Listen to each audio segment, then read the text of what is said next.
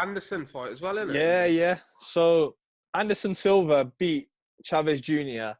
At 46 years old versus a 35-year-old former WBC middleweight champ, which on the surface level does look very impressive in a boxing fight.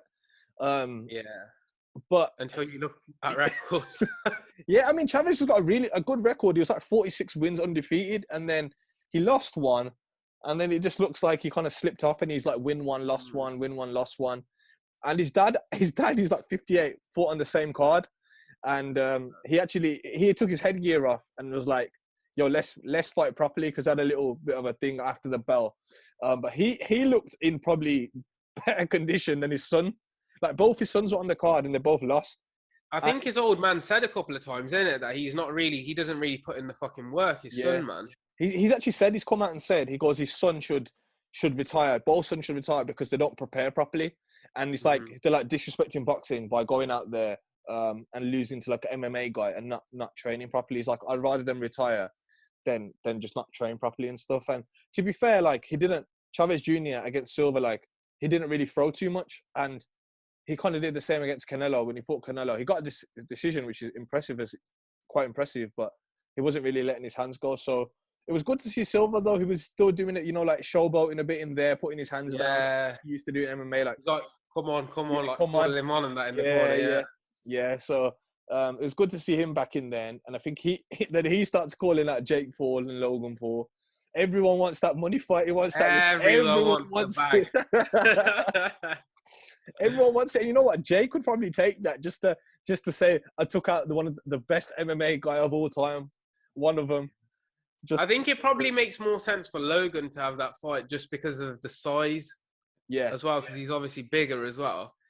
But fucking Anderson Silva, man. I don't know if they drug tested before that fight. He looks a bit jacked in that fight, man. For his age. I don't think the drug test on that Triller thing. It's just I don't think they would have been properly drug tested. Yeah. For 46, mate, he's on some fucking shit, bro. Like, you compare his physique in the last few like UFC fights compared to that one. Fucking hell, man. He's eating some of that horse meat that Canelo was eating. Yeah. He looked good, but then, I don't know.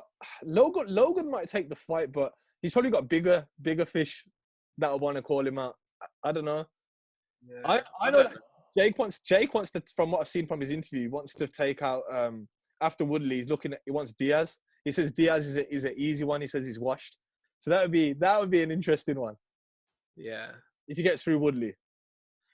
Yeah, that's a tough fight, man. But then Dana's even come out and said though, like Woodley's lost his last 4 fights in a sport that he's actually supposed to be good at. So I don't think Dana's like putting much hope in Woodley being the one that fucking brings down Jake Paul, man. But I feel like Dana's got to be careful though, because he was saying, "I'll bet you $2 million that Ben Askren will be Jake Paul." So I feel like now he had to eat his words. I feel like he's just going to go on their side more now and just with more caution.